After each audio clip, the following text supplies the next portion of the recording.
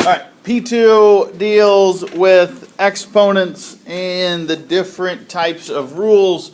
Throughout this, you will see a link along the bottom. I put it on Canvas. It's on, I will make sure this PowerPoint is on there. It's basically going to walk you through all the different rules that we have, some of them that we're going to talk about anyway.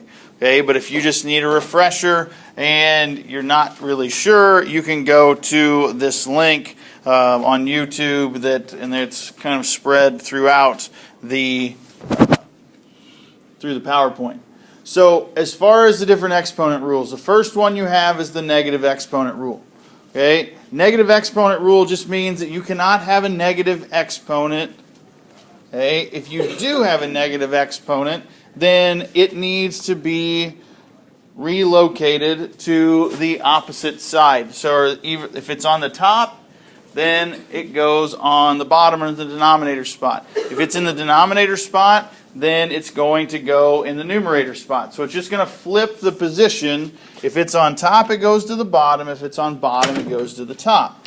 So like if we have 5 to the negative third, that would be equal to 1 over 5 to the third. So the 5 to the third, since it has a negative exponent, then it's going to go to the bottom side. And then in this case, since it's 5 to a power, we would actually do 5 to the third, and we would get 1 over 125.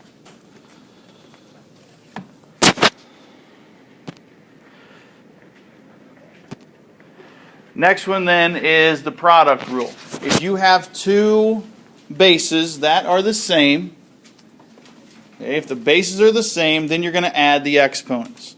Okay? So in this case, b to the m power times b to the n is b to the m plus n power. Okay? Same way, 2 to the second times 2 to the third is really 2 to the fifth, which is 32. Same way if you have a negative exponent. If it's all in one line and in line with each other, okay, go ahead and add those straight across. Okay, negative 3 plus 7 gives me a positive 4, so it's just x to the fourth. If it would have been a negative value, then you can flip it down. Okay, but there's no need to move anything. If it has the same base and it's all in line with each other, just go ahead and add the exponents and do it that way instead of start moving things around and going from there. Next one then is your quotient rule. Quotient rule is a little tough to see. It's similar to the product rule, but instead of adding, you're going to subtract. Always subtract from the top down. So whatever power is on top or exponent is on top is going to go first, and then I'm going to subtract whatever the power is on the bottom side. So like we have 2 to the 8th power over 2 to the 4th. We just take 8 minus 4, 2 to the 4th, which is 16. So similar to what we just talked about, so you have two different examples. You have x to the 7th over x to the 3rd. We take 7 minus 3, we get x to the 4th. The other one, or the one below it, we have x to the 3rd over x to the 7th, and we go 3 minus 7, so it's a negative exponent. Okay, then we just revert back to our negative exponent rule, and we just slide the x to the 4th to the bottom side. Then, zero exponent rule. Anything to the 0 power, regardless of what it is going to be 1. Now, notice on the third example where we have negative 5 to the 0. That is different than negative 5 to the 0 power. Okay? There's no parenthesis, so that 0 power only goes to the 5. It doesn't go to the whole thing. Okay? Whenever we deal with any sort of exponent, we've got to pay attention to see, is there a negative? 2, is there a parenthesis around or that's including that negative? If there isn't, then that power doesn't go to the negative as well. If there's a parenthesis, then it hits all of it. Okay? It's going to change the value more often than not. Then we have the power of a power rule. Basically, that's what used to, or what you all are used to saying, it seems like, is that you're going to distribute or you're going to multiply those two powers. Okay, b to the m power, all of it to the n power is going to be b times n. So you're going to multiply those two values. So 2 to the second, to the all to the third power, I'm going to multiply the 2 and the 3 and get 6. So 2 to the 6th just gave me 64. Same way, if it's a negative, we still multiply. So we have x to the negative 12th. It goes back then to a negative power. So we go to our negative exponent rule and we slide it from the top side or the numerator spot down to the denominator. Then, power of a product. Basically, if you have anything inside the parenthesis and it's all taken to a certain power, that means every single part gets taken to that power. Okay, I think the second or third one on your summer assignment had 2, and then it had the x and the y, and then everything was to the 5th power.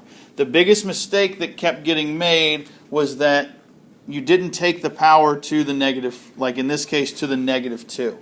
Okay, the power goes to the coefficient, it goes to the variable, it goes to everything. If it's inside a parenthesis, you have to hit every single part. Okay, regardless of if it's a negative number, if it's a positive number, if it's a fraction, you take it to every single piece that's inside that parenthesis.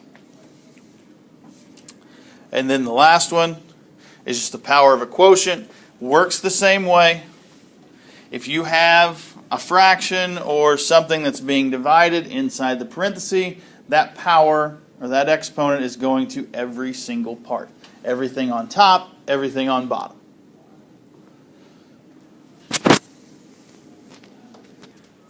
Again, here's that YouTube link that you can go to. It's really just going to reiterate, like I said, all of these different rules. So then you just need to see it again. There's just another place to watch other than this video. So, general process, okay, or the following steps you might want to take. Now, it may not apply every single time, but you kind of want to follow these guidelines to make sure that before we do anything. Okay, first thing, remove parentheses using power of a product or power of a quotient rules. See if you need to, in your all's words, distribute that power to everything inside the parenthesis. Okay, to those other powers.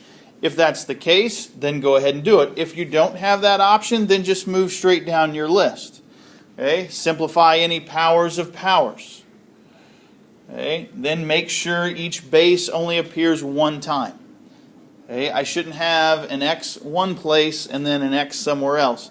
I need to get rid of those either with the quotient rule or the product rule. And then rewrite any 0 or negative powers. Okay, remember, you cannot have a negative exponent left over. It has to be switched either from the numerator to the denominator or the denominator to the numerator. So here I have negative 3 to the x, 3x to the 4th, y to the 5th, all to the 3rd power. So what do I need to do first?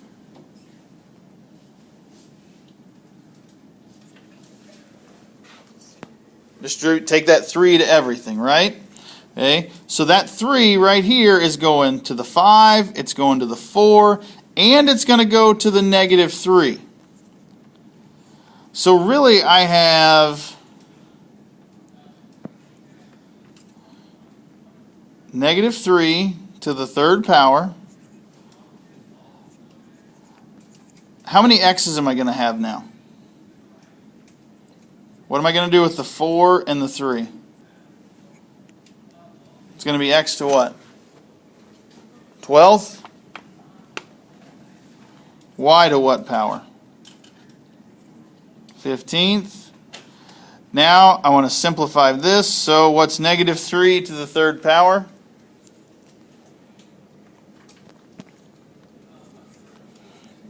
Negative 27. X to the 12th. Y to the 15th. Do I have any 0 powers? Or do I have any negative powers? No, so I'm good to go. I don't need to really go. I don't need to. Here I have negative 7x to the 4th times negative 2x to the 5th y to the 6th. Do I have any power of a powers that I have to worry about? Do I have to distribute anything to anything inside the parenthesis? No. Okay, so then all I'm going to do, I'm going to multiply the coefficients together. So negative 7 and negative 2 is going to be 14. How many x's do I have? I have 1 here and I have 5 here. So x to the 6th power, y to the 10th.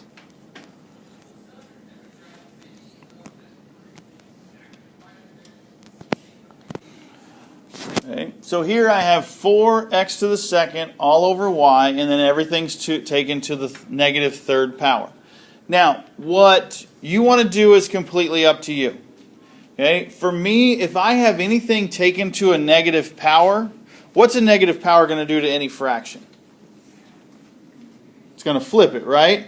So the way that I would go about this is maybe different than how some would do it, and probably a little bit different than how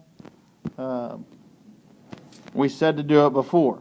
But what I would do is I would go ahead and flip here and keep it as, so go ahead and change the sign, and whenever I do, take it from a negative 3 to a positive 3, and in doing that I'm just going to flip my fraction. Okay, because that's what's going to happen anyway. I try to get rid of that negative exponent as early as possible so then I don't have to worry about anything later. Now all I have to do is worry about taking this 3 to everything inside.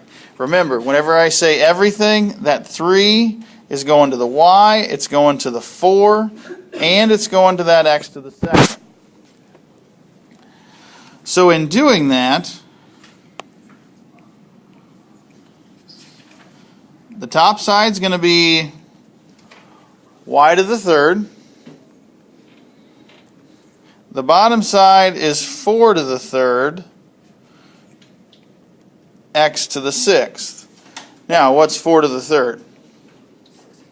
64. So I have 64, x to the 6th on the bottom, and then y to the 3rd on top.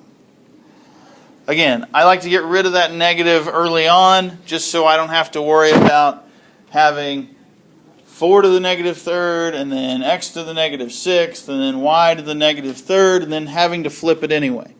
I'm going to go ahead and get rid of that negative and flip everything that's inside there, and then go ahead and work it.